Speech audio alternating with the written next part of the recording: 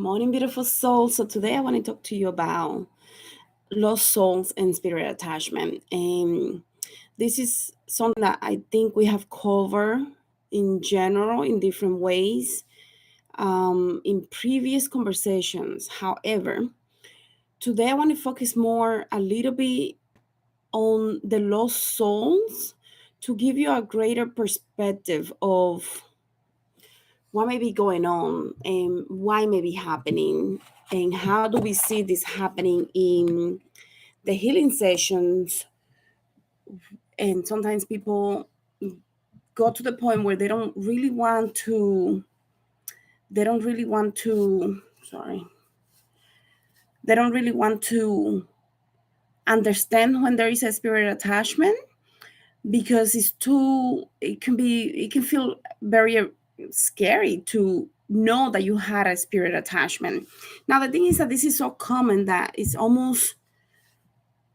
would be weird when we don't have a spirit attachments, because especially those that are listening to these type of conversations, because we are energetic beings. By definition, that means that we're always vibrating in a way that it is sending signals and receiving signals. And by definition, that means that we are also attracting when we are out in the street, when we are shopping, when we are in cemeteries, when we are doing spiritual work. We are constantly sending and receiving. There is always an energetic exchange that I have talked about many times throughout many different conversations that we have. So this is nothing new about the energetic exchange. So why people are afraid of knowing that they have spirit attachment is because they feel sometimes is maybe I made a mistake. Maybe something is wrong and I allow this to happen. Maybe this cannot be real because that means multiple entities were with me and so on. So there is a lot of taboo and a lot of misconceptions about understanding energy and how does it affect us when we have a spirit attachment. So got some of my notes here so I can stay in track, because otherwise I just go on tangents. So let's first define very quickly what is a lost soul. A lost soul is an energy, a being, a disembodied being that doesn't know that they have transitioned or doesn't want to admit to themselves that they have transitioned. So what they do is that they want to continue to exist by living off another being and taking energy from that other being so that they can continue to be alive. That's what they're processing. When somebody dies, it's almost the physical body dies, but their other bodies, the astral bodies and the light bodies, your aura that has so many different bodies, which is the definition of the aura, is the energetic fluid around you that protects you from other things, right? So when people come in within 6 feet in contact with you and you feel like they're in your personal space, that's because they're invading your auric field. So your auric field has many different layers. So the physical body is just one of those, the physical, the material. When that dies, the astral body and the other bodies are still trying to figure out what happened. Now, the astral body, sometimes the let's see if we can find another word, the spirit within you doesn't realize that they have transitioned. So they stay around.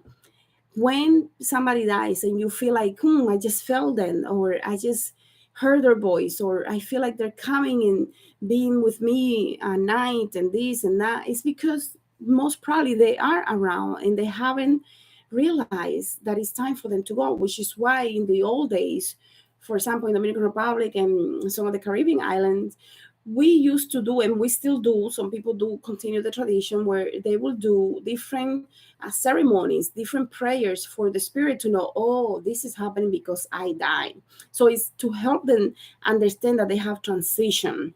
So we used to do the 9 days and then the 1 year, 1 day, and so on, to let them know, because sometimes what happens is that even for the physical, we think of 1 year, 1 day, but in that realm, they don't understand time the way that we do. So it's just to help those different parts of your spirit understand you are no longer in the physical. You need to continue your journey. You need to go in peace. You need to heal, and so on. So if the person that died doesn't know that they have transition, they stay in this realm, in this material realm, and they believe that they are alive. So they attach to other beings, normally those that are more in a very strong energetic connection. And sometimes what happens is that you have a very strong energetic connection with someone because you love them, because maybe that is your grandparents, your father, your neighbor, and so on. But sometimes even with the enemies, if you have a very strong enemy that really causes you a lot of harm, you might find them sooner than you find those that you love, because that's where a lot of the anger and the resentment and so on was in touch with you. So you become part of that other being to molest them, to bother them, to cause them harm, because now it's payback time, right?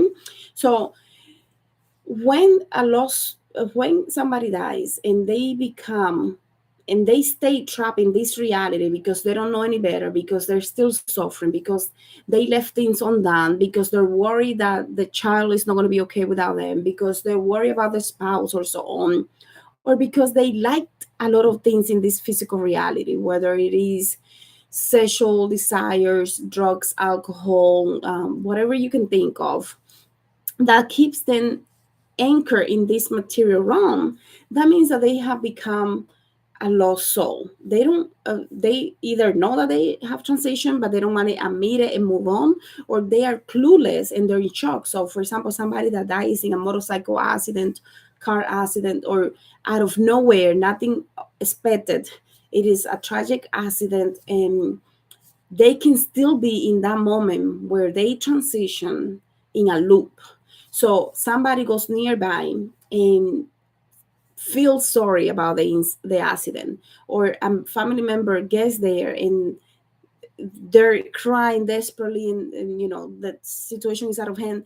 That energy, that transition, that human, that transition can follow that person and then become attached to the auric field, because they don't know how to detach once they attach. It's very hard to detach once they attach to someone unless they are assisted. um, so it is important to understand the difference. So in spirit attachment comes, the idea is that a spirit attachment is a spirit that attaches to your auric field. It could be a lost soul, it could be an elemental, it could be a disembodied energy that is malicious, malevolent, that doesn't want the highest good for you. It could be an energy that is very strong, negative energy that is very strong. And it can also be implants, ET implants. That's a whole different conversation for another day. So we're going to leave that for another day. So here, what we're going to talk about is, this is your, let me just do this. This is you. This is you.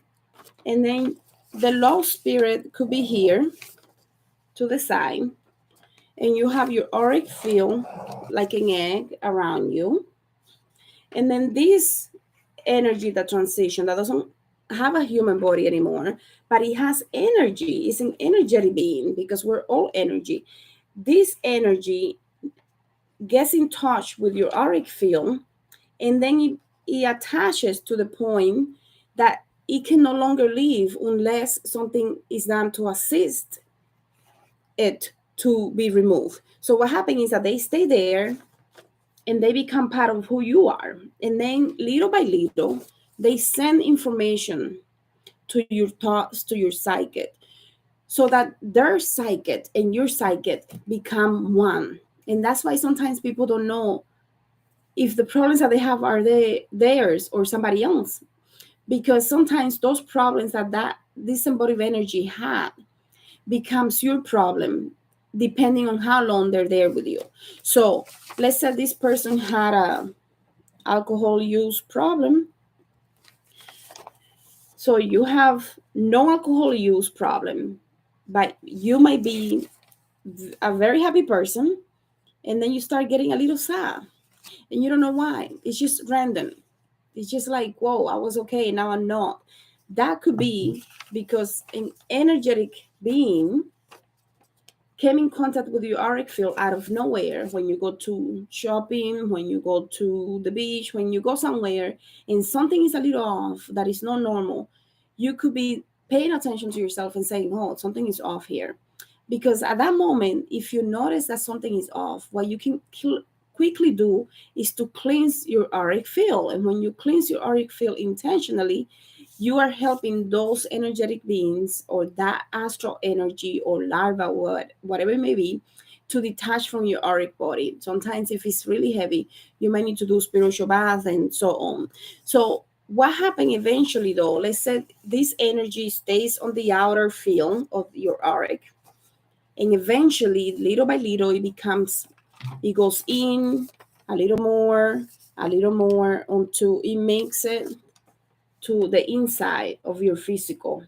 That means if it's already attached to your physical material, meaning your mind, your brain, your thoughts, that energy is now part of you. And to remove that energy, we have to do a lot of work, because now it's part of your mental state, it's part of your psyche. So to remove that energy that is part of your psyche, normally it's not done with anything that is like a spiritual bath or anything like that. It's not going to remove that, because it's been there so long that now we need a different process to remove those things. And that's why we do the spirit attachment releasement sessions. But the key thing here is that most of the time people not only have this one. Let's say you went through a period where you experience a lot of stress, a lot of sadness, or a lot of shame, embarrassment, a lot of guilt, a lot of hate, a lot of jealousy, envy.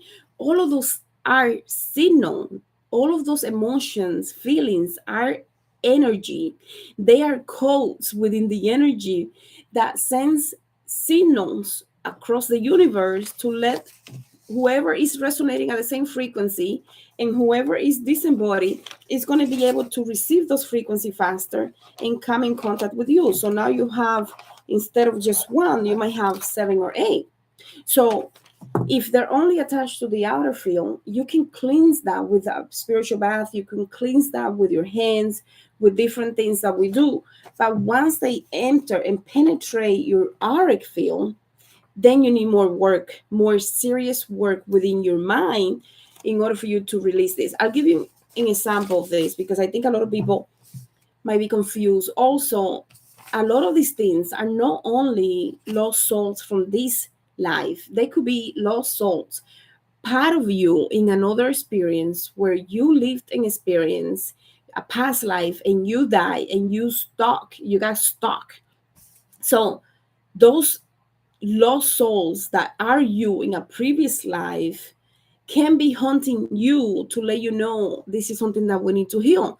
I'll give you a very good example. I think months ago I talked about how I was having issues with this eye, and I had a little thing there that it was blurry. I even got into a car accident because of this blurry thing in my eye, and I was like, something is off, and I know something is off, and I wanted.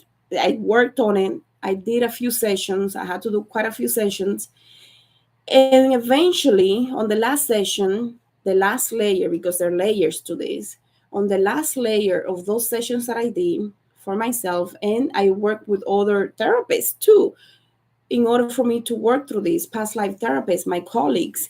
And you know what we found? We found so many different lives. And the last life was me in another experience where I had a very difficult relationship with someone who, thousands of years ago. It looked like Vikings or something like that. And this man put a stick on my eye because I was not being obedient. Once we did that last session, because I did 4 or 5 different sessions for this eye, because one session was not enough. I was still having issues. well, it's gone. The issue is gone. So you can see how the layers are there. But this energy that I thought at one point, I honestly thought this has to be a spirit attachment, because I cannot see, and I can feel it move. I can feel everything. I'm thinking it's something outside of me, because that was the most common thing. After working for so long on myself, like I'm thinking this has to be something I picked up or something. Well, yeah, it was something I picked up because I was ready to work on it, right? I picked it up from myself and I was ready to work on it. So we have to look at these things as an opportunity to heal. And we cannot be afraid of what does it mean to have a spirit attachment. Sometimes people have this idea, I cannot having a spirit attachment because that means I did something wrong. That means something is wrong with me, or I'm going to continue to attract different energies and stuff like that. But I see it as an opportunity to know what we need to heal. So when we start seeing the issues in that light, we are no longer so afraid of what does it mean to have a spirit attachment. Of course, there's situations where you go into a session and what you find is no a dead person that had a physical body and is now haunting you, but it could be something more malicious. And then we work on that. And it's not just a one off session. So that's why multiple sessions are required, because we cannot think one session is going to get rid of the problem. So there are different reasons why these things may attach to us, from stress, from, at a moment when you're having a lot of stress, a lot of abuse, mental, emotional, physical abuse, sexual abuse, or whatever it is, a part of your soul, if it's very stressful, or when you get really scared for something, or, you know, maybe somebody die unexpectedly, in that moment, a piece of your soul gets out and is trying to figure out like what is going on, because the physical might not be able to handle it, right? So what happens is, at that moment that a piece departs, another thing can come also in contact with you and become part of you quicker than just penetrating the auric field. So it really depends on what is going on with the person, and what happened when this thing became part of you, so we can understand. Also, if it's a karmic obsessor spirit guy, a spirit energy, and it's funny that I said guy, because sometimes I see them as guys too, because they're guiding you to what you need to heal, some of these things you have been dealing with for many different lifetimes. So when we find as a karmic obsessor energy, I'm not looking at it as this is a very evil energy that just wants to hurt you. I'm looking at it like this is an energy that is offering healing, because it's letting us know we need to go to the origin of this. And normally, when somebody has a karmic obsessor energy, is because they have been the aggressor in another life. They have been the one victimizing other. They have been the ones that maybe did the physical abuse, the sexual abuse. Maybe they kill people. Maybe they kill many people. I have sessions with people that have killed a lot of people in past lives. And only when they get to that point where they can see the other side of themselves as the abuser is when they start seeing a lot of progress within them here now to feel better, because the letting go of all the weight of all the things that they believe they are because of that life. And what happens is, in those lives, they will curse themselves. Sometimes it's not somebody else doing the curse. Sometimes it's us. When we die and we say, oh my God, look how evil I was. I can no longer be happy. And I will never be happy again. You're cursing yourself. So in every incarnation that you have, you are prone to feel sad, depressed, lonely, and so on, because you're still thinking, your soul is still operating from that reality where something really bad happened. And no matter what you do, unless you go into those lives and you resolve those issues and you forgive your soul and you really do it from the heart, it's not going to change. If you say I forgive myself and you don't know why you're forgiving yourself, you have to be very intentional. The consciousness of the situation that happened is key for the soul to really understand it is over with. Otherwise it keeps repeating in a loop. So when we go to past lives and we find those lives where there is a lot of abuse done by you to others, you can guarantee that you are going to feel a huge shift in your life because you are letting go of such a big backpack that you've been carrying for many, many lifetimes. And sometimes what happens is that you go through one of those lives and it's so dense and scary, and because you feel that you loved what you did in that moment, that you feel like, oh my God, I may be bringing this here. But the way that the session is done with a lot of tactics and a lot of things that are happening that you have no idea what's happening because you're the client. But we as a therapist, we know how to navigate with you so that when you're done, you're done. And you all you gotta do is trust the process. And when that is done, within a few days you start feeling like, oh my God, I cannot believe this is happening, because you are letting go of thousands of energies within you of where you cause abuse. Every time that we do harm to somebody else, we take their energy, and because it doesn't belong to us, we feel it as a backpack, as a very, very heavy backpack. So when we work through those situations, whether it is in this life or a past life, you're just letting yourself be who you are so that you're not carrying anything else that doesn't belong to you. And this is very important because sometimes what happens is, even when people are having surgery, and when we have surgery, the anesthesia makes our spirit gets out for a second because it falls asleep at another level. It gets unconscious, and when it's going to be unconscious, a piece of the soul leaves and is waiting for you to regain consciousness so that you can come back. So what happens sometimes, what we find with people that come and they have no idea what's going on, and they start seeing through their session what happened. They go through a moment when they actually were in surgery, and the soul is still back there waiting for them. For whatever reason, they couldn't connect back in. Maybe there was too much chaos, maybe something happened, maybe there was too much trauma. It's waiting to get back in. So we go back and rescue those pieces. And this can happen in surgery when the soul is waiting on the sidelines. And another thing wants to take advantage, especially if it's an energy that is already attached to you, the outer part of your auric being, it can then penetrate faster.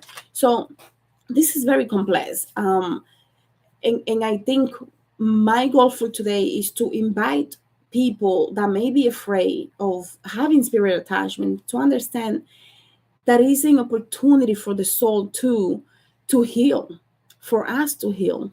Because when we find those energies that don't belong to us, if we say no, that's not what it is, because we don't have the consciousness of understanding, we're postponing some of that healing, so that when you go through a session and you find those things and you postpone because you're saying that's not what it is, that's not what it is, and I am in denial, what you're doing is you're postponing your healing.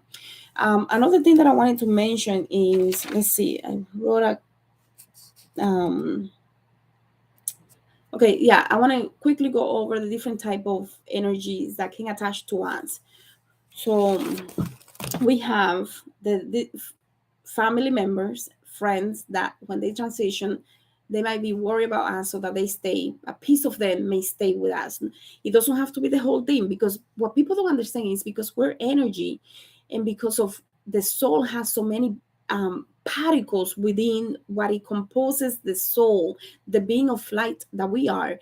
One piece may be enough to cause for you to feel like something is off here. For example, when my grandfather died, I was 15 years old and I couldn't take it. Even though I knew that he was going to die, I just couldn't take it. So when he transitioned, I was so in denial that I didn't want to hear it. So at that point, he left, but a piece of me stayed in that experience because I wasn't able to handle it. So I had to go back to that moment to rescue that piece of my soul that was left in that experience, because I didn't know how to grieve. I didn't want to let him go. He was like my dad. He raised me. So I stayed in that experience at 15, and that caused um, so much within me that I had to really address that in order for me to feel more complete, more whole, because a piece of me was missing. What happens sometimes is, if that person doesn't have a very high consciousness, they will stay because they're worried about you. And then you start behaving the same way that they behave. You might start drinking the coffee the same way that they did. You might start eating some of the things that they ate. You might start doing some things that they do.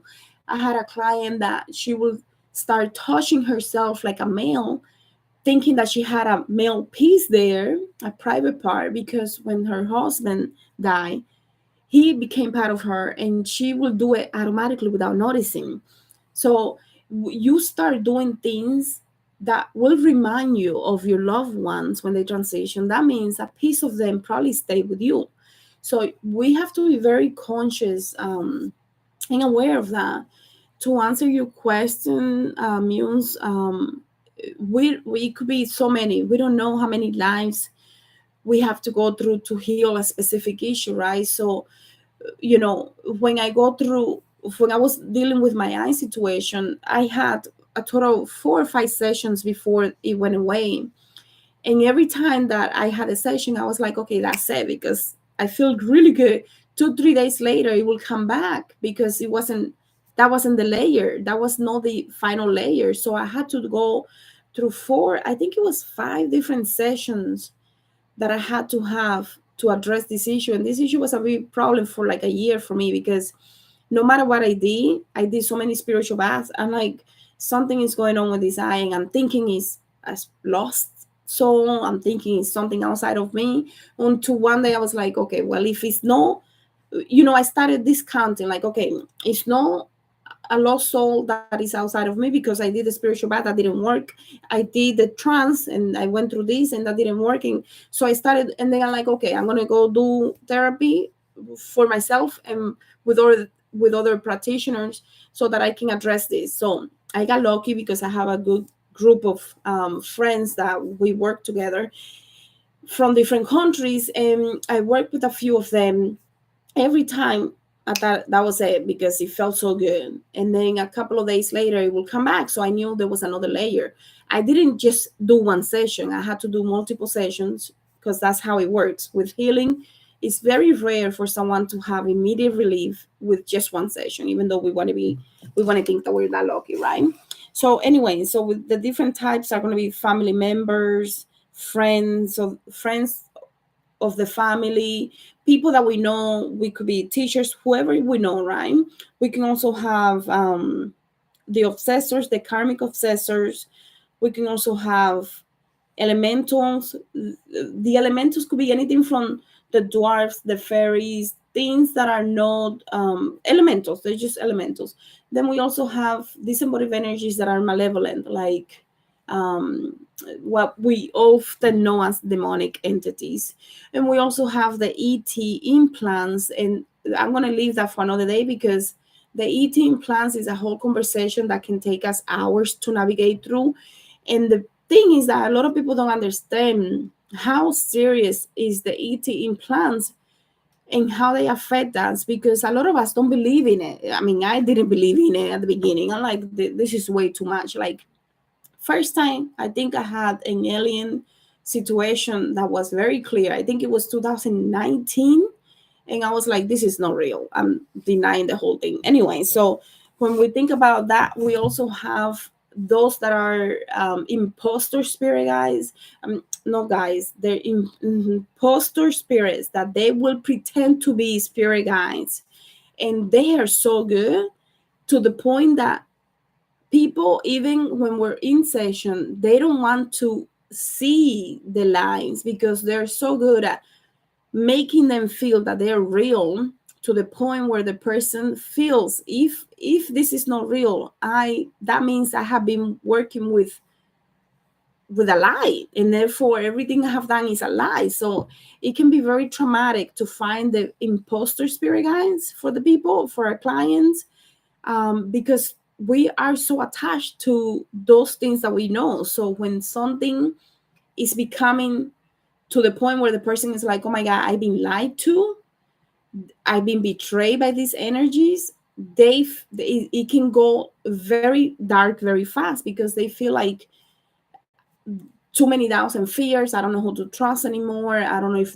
any of this is real. Like it becomes very chaotic, very traumatizing, and then they need session for that too, because, or they need to go through their own healing process for that too, because imagine working with us, and I have plenty of those clients where they're working with Jesus, and they're working with Virgin Mary, and they're working with different energies that they believe are real and coming to them, giving them messages. And the thing is that those energies will give you one piece of the truth, but then the other parts are not true, and they will keep you in a loop just to drive you crazy. And sometimes they do it just for fun, and sometimes they do it because they are sent on purpose, whether it is by dark forces or the ET. So it becomes very convoluted, so complex that the person really has to be really strong to go through that process of finding those imposters, and those people that have a lot of issues with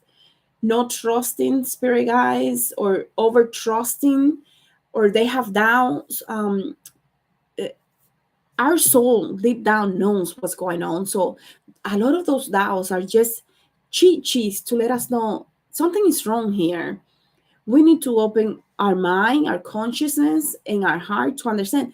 The biggest thing throughout my journey has been to help my clients understand all the magic that we're seeking is within us, it's not outside of us. So, what happened when I started doing the therapy work was I was working with clients and they wanted to do magic work, and I was not happy about what I was seeing, because a lot of people wanted their spirit guides outside of them to fix everything for them, but they were not taking responsibility for their actions, and they were not healing to not make the same mistakes. So what they will do is they will fix one problem, and they will go and come back and say, I now have another problem, but the real issue at the root of it was the same problem. You know, taking responsibility for your actions, you're not healing, you're not understanding, you're not becoming nobody new, because you're still believing what you believed 2 3 months ago. So how do you expect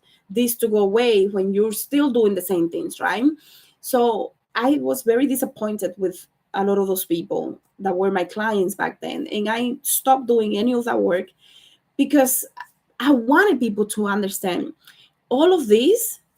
Through my journey in 21 division has been to teach me and teach those that come to me the magic that we have is within us. I don't care what anybody else says. I don't care how many other mambos, jugans, brujas, brujos, whatever you want to call them, priestess say. My truth is that everything that we need is inside of us. So for us to get to that level where we waking up all of our abilities, we have to go deep within us, and to find those deep levels, layers within us, we have to heal the crap that is on the surface that has been there for a lot of lifetimes, so that we can then get to the core of I mean, how many people would like to be able to sit down in front, like you sit down in front of somebody and say, why is this snake coming up? What happened on this time frame or whatever it is? And you don't even need tarot, you don't need nothing. All you need to do is pay attention. That's what you can do. A lot of people don't believe that, so they are seeking for things outside of them, and then that's when we have a lot of complications, and that's why we're so depressed and so sad and lonely and anxious and all of that, because we're not paying attention. So when we heal those layers, what we're doing at the same time is that we are awakening the healer within us, we are awakening the magician within us, so that we can do what we really want to do, right?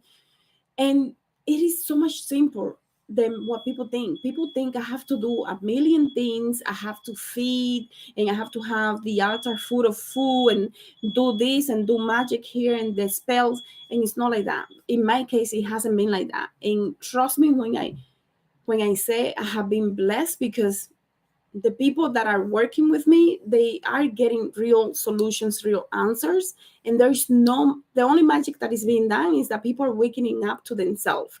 So my goal is always to help people understand the magic is within you. So what is preventing you from your magic? And sometimes it could be all of these lost energies that are trapped within your auric field, that are not letting you think clear, because a lot of them, they will cover different energy centers, because that's where your power is. If your chakras are not in alignment, a lot of the time it could be not only your own traumas, but the traumas of those energies that you picked up. And because they attach to the different energy centers, especially the solar plexus, the heart, the chakra, this one here that prevents you from seeing and truly understanding, because you might have so many different ones attached to those areas, so you cannot see, your third eye is blocked. No, not kidding. Why? Because when you start working through it, you're going to see not only your own traumas, but you're also going to find a lot of attachments. I had a client, she's very powerful. This woman is amazing. Like, she has no idea how much power she has, but she has so many spirit attachments that we first had to get rid of those attachments for them to go deeper within her journey, in order for her to heal the anxiety and depression that she was having. She's out of medication now. I mean, I'm not saying that that's going to happen to everybody, but you can see how these multiple layers are going to make it difficult. Sometimes people say, I cannot feel anything even though I try. And it's because they might have so many attachments in the heart space that is blocking the connection between the heart and the mind. So evaluating your life and evaluating, you know, your, like, see it like a movie. What has happened to you?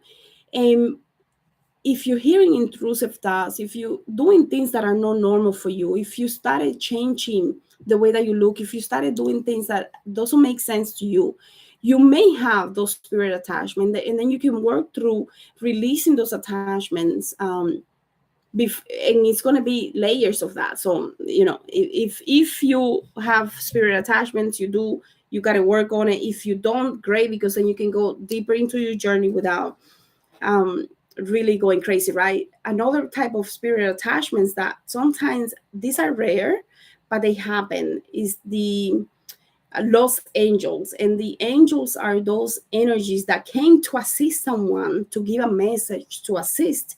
And somehow they got so involved in the life of whoever they were assisting that they get disconnected from the realm, and then they somehow they don't know how to find their way back, or they don't want to, because the person is so attached to them that they really have to work on releasing. So the client and the angel has to release at the same time in order for them to be able to go back. Because if the person is so holding them down, it's almost like they cannot take off. So energy is so intriguing, and I mean, we can spend hours and hours talking about energy, and I you know, obviously I find this fascinating. Another thing that happens sometimes is, I think I'm going to leave it here because it's too much. It's too much for one day. But another, before we continue, I want to talk about, and maybe this is a conversation that I can have another day. The spirits that are attached to you sometimes can be living, they can be alive, and it could be a mother, a father, whether they're really nice and they want to take care of you. So they attach to you, a part of them attaches to you to make sure that you are okay. And another type is the one that is alive, but they want to cause harm because they're so malicious that they are with you to remind you that you're stupid, that you suck, that you're a loser, that you're never going to make it. And you just keep hearing them over and over. That could be because a part of them is attached to you. And they can be alive. We are energy beings. We don't have to be dead to attach to somebody else. How this happen is very simple. At that moment when there is an intense emotion, and they are so in that moment, like let's say they have so much rage, the lower vibrations are going to be the ones that behave in a way that can be faster, because they have so much energy to them, like rage, hatred, that energy. Let's say they're beating you, and they're beating you because they think that you didn't listen to them. And it's just coming up. I have so many clients with this issue. They're beating you, and when they're beating you, a part of them is almost there, like coming into your auric field and attaching. And because you're so vulnerable, you are letting this part come in contact with you. You're vulnerable. The person that is supposed to love you is being a beast. So that part is so strong that it's like a gunshot. Like it just attaches, and when he attaches, it doesn't leave because it doesn't know that he attached and that it doesn't belong there. So what happens is the child grows up, and even 40, 50 years later, the child is still listening to the same thing that father or that mother or that aunt or uncle was doing when, or brother or sister was doing when he attached. And he repeats and repeats and repeats. And we think, oh, it's a dead person. And it could be someone that is alive. And we have to do the work to release them too, because that person is just continuing to replay the same thing that they were saying when they were hitting you or they were doing the evil things that they were doing to you. And sometimes it could be simple. It could be a moment when someone says to someone, a child, a brother, sister, aunt, uncle, neighbor, you're stupid.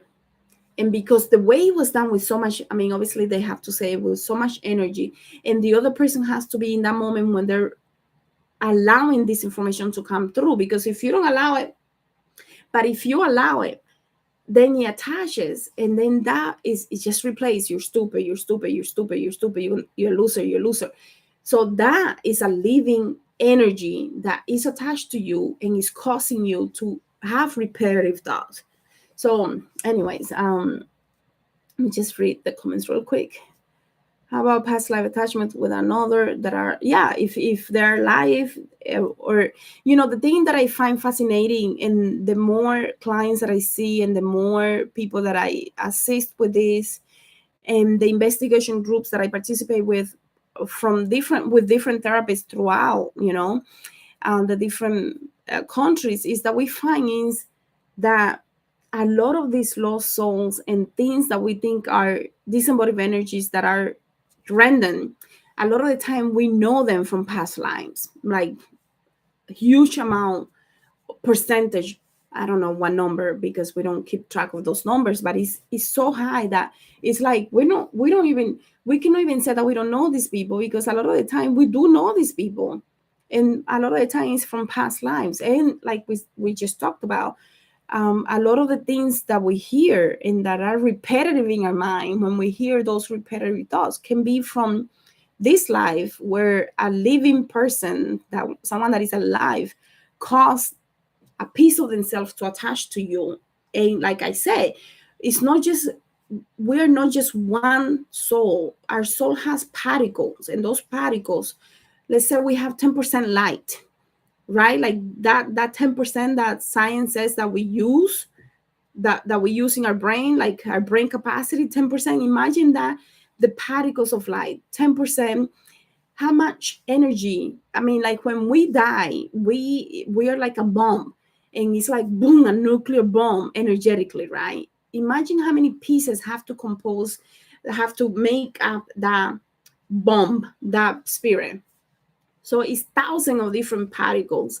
And if one particle of you detaches and attaches to somebody else, you're still okay. You're still alive. It's just that you have less energy because you gave a piece of yourself that is now attached to somebody else, right? So every time that we fragment, we lose energy. And because we lose energy, we get really tired. We don't have willpower. We lose, the more we defragment, the more tired and the less willpower we have. So, if you want to see it like that. Yeah.